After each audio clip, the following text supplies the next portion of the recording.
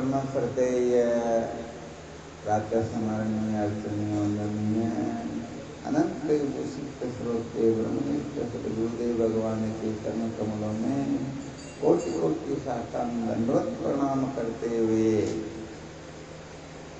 समुपस्थित स्वामी जी महाराज समस्त जिज्ञासुजन मातृशक्ति।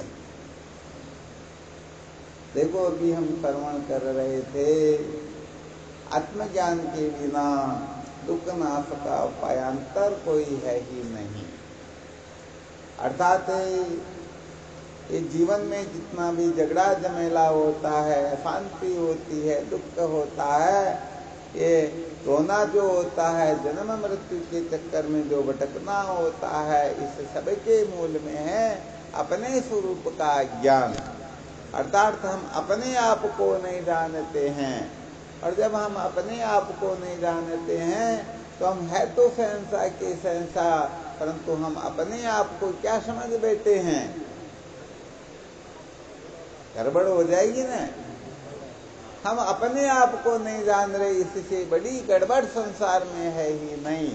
जिस दिन हम अपने आप को जान जाएंगे, पता लग जाएगा कि वास्तव में अनादिकाल से हम ऐसे ही भटक रहे हैं। कहते हैं ना, ऐश्वर्य क्यों है चाहता तुम इसका भी ईश है, तेरे चरण की धूल पर ब्रह्मा झुकाता शीश है। तुम्हारे चरणों की धूल पर स्वयं ब्रह्मा जी शीश झुकाते हैं। हम अपने आप को जानते कहाँ पर? तेरे चरण की धूल पर ब्रह्मा झुकाता शीश है। तू है नियंता चर अचर का, पुष्ट से भी पुष्ट है श्रेष्ठ से भी श्रेष्ठ, तू परचा है करके भ्रष्ट है। होता क्या है कि वास्तव में जो ज्ञान होता है ना, उस ज्ञान को हम महत्व नहीं देते हैं, उस ज्ञान को ठीक प्रकार से नहीं समझते। और ये जितना भी अज्ञान है ना, इसी अज्ञान को हम ज्ञान समझकर बैठ जाते हैं। बहुत अच्छी तरह से इस बात को निश्चय कर लेना चाहिए, स्वर्ण अक्षरों में लिख लेना चाहिए कि ब्रह्म ज्ञान के सिवाय जितना भी ज्ञान है, उन सब ज्ञानों के साथ में अज्ञान मिला हुआ है। क्या मिला हुआ है? ब्रह्म ज्ञान ही ज्ञान है, बाकी जितना भी ज्ञान है उस ज्ञान के साथ में अज्ञान मिला हुआ है। देखो, अभी अब महाराज जी शंका कर रहे थे ना शांति के बारे में, तो हम अशांत क्यों होते हैं? क्योंकि बाकी जितना भी ज्ञान है उस ज्ञान को ज्ञान समझ कर बैठ जाते हैं। दृष्टांत के रूप में समझ सकते हैं, किसी को बहुत जबरदस्त भूख लग रही हो और रसोई में जाए, वहां देखते हैं अनेक प्रकार के पकवानों के चित्र बने हुए हैं। उसको यदि वह सच्ची रोटी समझ करके, सच्चे पकवान समझ करके यदि तृप्त होना चाहेगा, बताओ उसे शांति मिलेगी क्या? ये जो उसकी जानकारी है, उसका जो ज्ञान है, बताओ इस ज्ञान के साथ में अज्ञान मिला हुआ है या नहीं? इस ज्ञान में नासमझी बैठी हुई है या नहीं? ये ज्ञान वास्तव में धोखा है या नहीं है? बिल्कुल क्लियर समझ में आ रहा है ना? अरे भाई, असली ज्ञान होता है, उससे वास्तव में असली वस्तु की प्राप्ति होती है, और जो नकली ज्ञान होता है उससे असली वस्तु की प्राप्ति नहीं होती, बल्कि असली वस्तु और रुड़ जाती है, और हम उनसे क्या हो जाते हैं? दूर हो जाते हैं। जैसे हम अपने आप को मोहनलाल सोनलाल समझते हैं, ये अपना ज्ञान है। तो बताओ, अपने आप को मोहनलाल सोनलाल समझने से, अपने को स्त्री पुरुष समझने से, अपने आप को ये नाम रूप कुल गोत्र वर्ण आश्रम वाला समझ लेने से, बताओ परमात्मा के नजदीक जाएंगे या दूर चले जाएंगे? अरे ज्ञान से तो ज्ञान की निवृत्ति होती है ना, ज्ञान से तो परमात्मा तत्व का साक्षात्कार होता है। ज्ञान से तो ये सदा सदा के लिए परम शांति का अनुभव कर लेता है। भगवान यही तो संकेत करते हैं, ज्ञानम लब्ध्वा परम शांतिम चिरणाति गच्छति, नहीं ज्ञानेन सदृशम पवित्रमिह विद्यते। ज्ञान के समान पवित्र करने वाला कोई है ही नहीं, और ये ज्ञान जो है उसे तुरंत निहाल कर देता है। परंतु मैं ब्राह्मण हूँ, मैं क्षत्रिय हूँ, मैं वैश्य हूँ, मैं शूद्र हूँ, विचार करो, मैं माली हूँ, ऐसा यदि कोई निश्चय कर ले तो परमात्मा के नजदीक गया या दूर गया। क्लियर बात है या नहीं है? अब हम इनको ज्ञान समझ करके बैठे हैं तो भाई यहाँ संकेत किया जा रहा है ब्रह्म ज्ञान जो है वही असली ज्ञान है, क्योंकि उसके साथ में किसी प्रकार का ज्ञान नहीं मिला हुआ है, उसमें किसी प्रकार की मिलावट नहीं है। ये बाकी जितना भी ज्ञान है इस ज्ञान के साथ में किसी न किसी प्रकार की मिलावट है, इसलिए ये ज्ञान ज्ञान है ही नहीं, ये धोखा है। तो जब तक हम इस धोखे को ज्ञान को धोखे का ज्ञान न समझ ले, इस झूठे ज्ञान को झूठा ज्ञान न समझ ले, इस मिथ्या ज्ञान को मिथ्या ज्ञान न समझ ले, इस उटपटांग ज्ञान को उटपटांग ज्ञान न समझ ले, जब तक इस ज्ञान को अज्ञान न समझ ले तब तक तो सचमुच में उस परमात्मा के बोध जिस ज्ञान से ये अविद्या मूल सहित भस्म हो जाती है, उसको जानने की जिज्ञासा ही जागृत नहीं होती है। विचार करके देख लेना, किसी को किसी प्रकार की शंका हो तो आप उस शंका के लिए बिल्कुल प्रस्तुत हो, बिल्कुल तैयार रहना। तो बहुत बड़ा विलक्षण सूत्र बताया गया, और वह क्या सूत्र है? किस ज्ञान के साथ में ज्ञान मिला हुआ है वह ज्ञान ज्ञान है ही नहीं। अब हम क्या करते हैं, ये अनात्म पदार्थों के बारे में जानकारी प्राप्त करके हम ऐसे चलते जैसे संसार में हमारे जैसा कोई है ही नहीं, क्योंकि हम तो 14 विद्याओं के पारंगत विद्वान है ना, परंतु वो उन भोले जीवों को पता ही नहीं है इन सब ज्ञानों के साथ में अज्ञान मिला हुआ है, इसलिए ये वास्तव में बंधन से मुक्त नहीं करेगा बल्कि और अधिक बंधन में बांध देगा। यही तो संसार में हो रहा है। हम पहले अधर्म कर रहे होते हैं, थोड़ा बहुत धर्म करने लग जाए, धर्म का ज्ञान हो जाए तो समझते हैं कि मेरे जैसा ज्ञानी पंडित संसार में कोई है ही नहीं। अरे भाई, यहाँ पर थोड़ा बहुत परिवर्तन हुआ है, वास्तव में जैसे वह ज्ञान नहीं था वैसे ये भी ज्ञान नहीं है, क्योंकि ज्ञान का स्वरूप जो होता ना, जीव ब्रह्म के अभेद का निश्चय, इसी को ज्ञान कहते हैं। इसके अलावा जितना भी ज्ञान है वो अज्ञान है, क्योंकि उसके साथ में अज्ञान मिला हुआ है। इसलिए ये सूत्र बहुत अच्छी तरह से नोट कर लेना, स्वर्णिम अक्षरों में लिख लेना। जीव ब्रह्म के अभेद निश्चय को ही शास्त्रों में ज्ञान कहा गया है। बाकी जितना भी ज्ञान है ये वास्तव में ज्ञान ज्ञान है ही नहीं। ये जानकारी हो सकती है, कल्पनाएं हो सकती हैं, मान्यताएं हो सकती हैं, ये अपनी उच्छृंखलता हो सकती है, ये सबसे बड़ी मूर्खता हो सकती है। परंतु अब इसको ठीक प्रकार से स्वीकार करें ना, तब बात बनती है ना। इसलिए बहुत अच्छी तरह से ध्यान रखना, जब भी शांति मिलेगी, जब भी दुखों की निवृत्ति होगी, तब भी परमानंद का अनुभव होगा, तो वास्तव में उस ज्ञान से ही होगा जिस ज्ञान में किसी प्रकार की मिलावट नहीं है। बिल्कुल क्लियर, कोई संशय नहीं ना। हाँ, बस बात यही होती है। और ये ज्ञान जो है मुंडक उपनिषद का मंत्र संकेत करता है। परीक्षे लोकान कर्म चित्तान कर्मणो निर्वेद मायान नास्ता करते न तद विज्ञानार्थम स गुरु मेवा भी गच्छेत समेत पाणी श्रोत्रे ब्रह्मनिष्ठम। सबसे पहले तो कर्म धन भोग की परीक्षा करनी होती है, क्या इससे अमृत तत्व की प्राप्ति होती है। यदि नहीं होती है तो फिर शास्त्रों में कुल मिलाकर के 1 लाख मंत्रों में 96,000 मंत्र कर्म धन भोग के प्रतिपादन के लिए ही हैं और 4,000 मंत्र इनके निषेध के लिए हैं। तो जब इनसे अमृत तत्व की प्राप्ति नहीं होती है तो शास्त्रों में इनका वर्णन ही क्यों किया गया, इनके लिए संकेत ही क्यों किया गया, इन कर्मों का अनुष्ठान करने के लिए ही क्यों कहा गया। बस इस जगह पर साधक को फिर गंभीरता से चिंतन मनन करना होता है।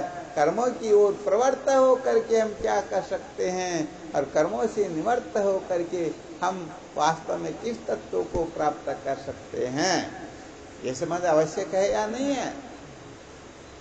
तो इस प्रकार से कर्मों की परीक्षा करके सबसे पहले विवेकी होना होता है, अर्थात कर्मों का आश्रय लेकर के कर्मों की परीक्षा करके इनसे अमृत तत्व की प्राप्ति नहीं होती है। क्या होता है, इससे अंतःकरण की शुद्धि होती है। वह भी कैसे होती है, निष्काम भावना से कर्म करने पर अंतःकरण शुद्ध होता है। तो निष्काम भाव से कर्म करके अंतःकरण को शुद्ध करो, उसके पश्चात फिर विवेक जागृत होता है। तो संसार की कर्मों की परीक्षा करके सबसे पहले विवेकी हो जाना चाहिए, और फिर ये विवेक जब फलित होगा तब ये चतुष्टय साधन की उपलब्धि होगी। इन 4 साधनों को धारण करके फिर श्रोत्रिय ब्रह्मनिष्ठ गुरुदेव के सानिध्य में जो ब्रह्म विचार करते हैं, क्या करते हैं, श्रोत्रिय ब्रह्मनिष्ठ गुरुदेव का आश्रय लेकर ब्रह्म विचार करते हैं, अर्थात वेदांत का श्रवण करते हैं, मनन करते हैं, निधिध्यासन करते हैं, तब जाकर के जो ज्ञान उत्पन्न होगा उस ज्ञान को कहेंगे असली ज्ञान। ये अंतिम वृत्ति होती है, ये अंतिम वृत्ति ही ज्ञान कहलाती है, जो अविद्या की निवृत्तक होती है। ये विद्या को मूल सहित भस्म कर देती हैं। तो देखो भाई, ये आत्मा और ब्रह्म के ज्ञान से ही सारा का सारा प्रपंच खड़ा हुआ है, और जब तक आत्मा और ब्रह्म के एकत्व का बोध नहीं हो जाता है तब तक ये ज्ञान कभी भी नष्ट होने वाला है ही नहीं। तो भाई जब तक ज्ञान की निवृत्ति नहीं होती है तब तक सचमुच में शांति मिलने वाली है ही। मिल जाएगी क्या शांति? सपने में भी मिलने वाली है नहीं। अरे भाई बात ये होती है ना, कहते ना, वस्तु कहीं ढूंढे कहीं की विधि आवे हाथ, कहे कबीर तब पाइए भेदी लीजिए साथ। भेदी लीना साथ में दीनी वस्तु लखाई, कोटि जन्म का पंथ था पल में पहुंचा जाए। तो हम जो वस्तु जिस जगह पर है उस जगह पर नहीं ढूंढ रहे हैं, और उसको छोड़ करके अन्यत्र हजारों लाखों करोड़ों जगह पर ढूंढ रहे हैं। बताओ वस्तु मिलेगी क्या? तो भाई यहाँ पर तो वास्तव में आत्मा तत्व को जानना होता है। आत्मा के ज्ञान से जब सारा का सारा प्रपंच खड़ा हुआ है, आत्मा के ज्ञान से ये सारा का सारा दुख है, ये मृत्यु आदि, ये जड़ता आदि, ये ज्ञान आदि सब आत्मा को न जानने से हैं। तो बताओ आत्मा को जान करके ही हम कृतार्थ हो सकते हैं, अथवा और दूसरा तीसरा करके। क्लियर समझ में आ गया ना? तो भाई आत्मा के ज्ञान से सब कुछ होता है, तो आत्मा को जानने से ही जीव जन्म मरण के चक्कर से मुक्त हो सकता है। तो संकेत किया गया यथार्थ ज्ञान ही वास्तव में ज्ञान होता है, और ये यथार्थ ज्ञान अपने जीवन में प्रतिष्ठित हो, ये यथार्थ ज्ञान अच्छी तरह से उदय हो, इसके लिए सबसे पहले अभी थोड़ी देर पहले जो बताया ना, जिस ज्ञान के साथ में अज्ञान मिला हुआ है उस ज्ञान को अज्ञान समझो। पहले कचरे को साफ करना होगा, कचरा यदि साफ हो जाएगा तो पंचकोश का जो ज्ञान होता है ये सब नकली ज्ञान है, क्योंकि इसके साथ में भी तो ज्ञान मिला हुआ है। तो इन पंचकोश का मिथ्यात्व निश्चय करना होता है, 3 अवस्थाओं के आग्रह से मुक्त होना होता है।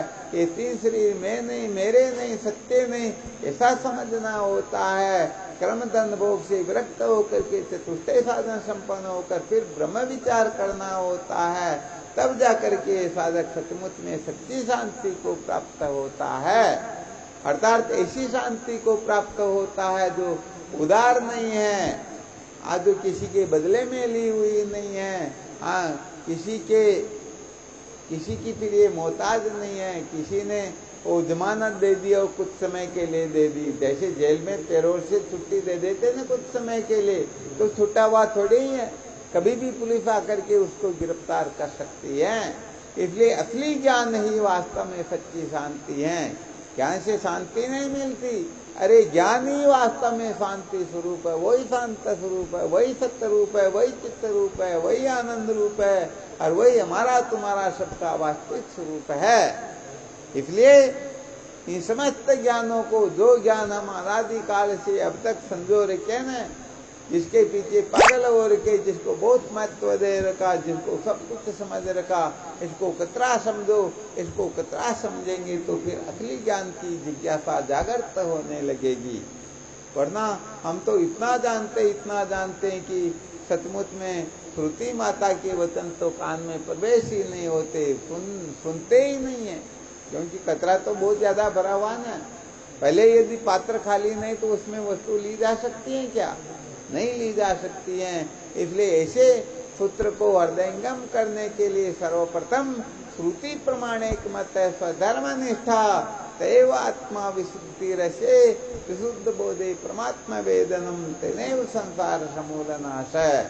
सबसे पहले श्रुति प्रमाणे में दृढ़ निश्चय होना चाहिए, क्योंकि जिनका श्रुति प्रमाणे में दृढ़ निश्चय होता है उसी की स्वधर्म में निष्ठा होती है।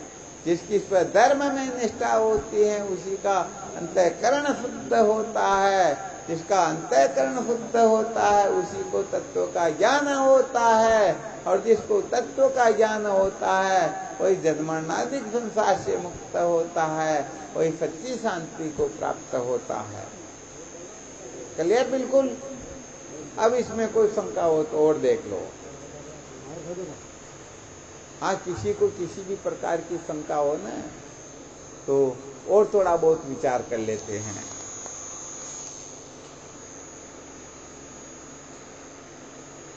किसी को कोई शंका नहीं तो बहुत बहुत धन्यवाद है। इसी समय से प्रयत्न करो, पुरुषार्थ करो।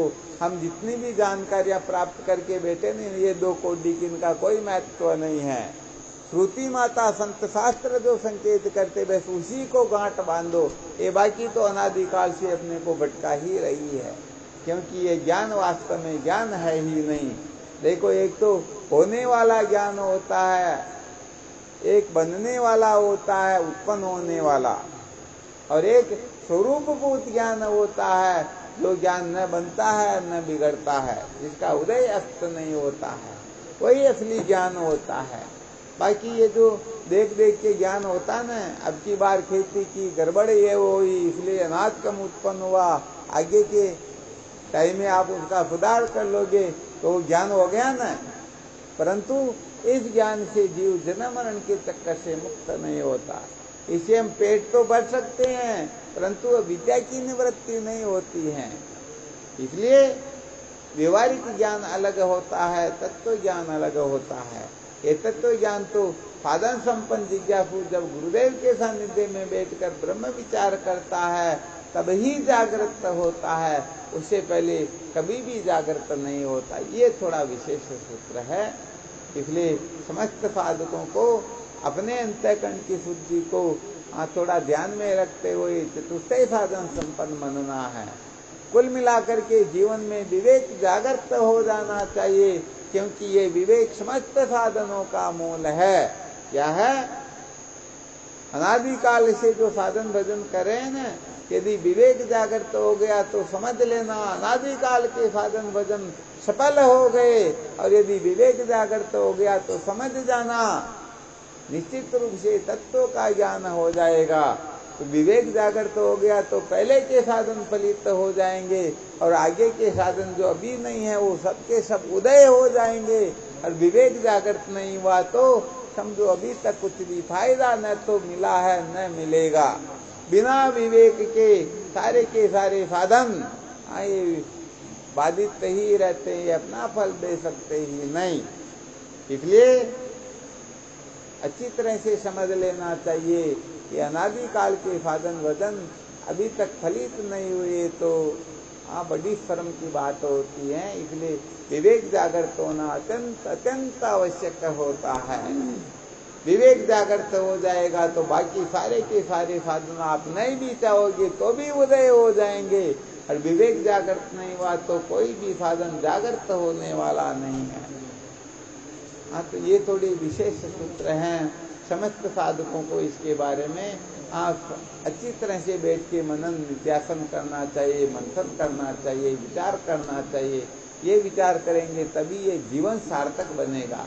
हाँ, बाकी तो जो हम करें ना अच्छी बात ही है, परंतु ज्ञान के बिना यारो मिटे नहीं रोना, ज्ञान के बिना दुख नाश का उपायांतर कोई है ही नहीं। बहुत अच्छी तरह से ध्यान रखना। बाकी ये संसार में बहुत सारी शांतियां मिलती है, शांति है ही नहीं, क्योंकि जो देश में काल में वस्तु से शांति मिलती वो वास्तव में शांति थोड़ी ही है। ब्रह्म साक्षात्कार से जो शांति प्राप्त होती है वो सदा सदा के लिए प्रतिष्ठित हो जाती हैं, वह फिर कभी अशांति में नहीं बदलती हैं। बाकी संसार की शांति के आगे पीछे अशांति होती है, और उस शांति में अशांति का अत्यंत भाव हो जाता, शांति जलकर सदा सदा के लिए भस्म हो जाती। हाँ, बिल्कुल सत्य बात है। वाह, चलो बहुत बहुत अच्छी बात। और कोई शंका हो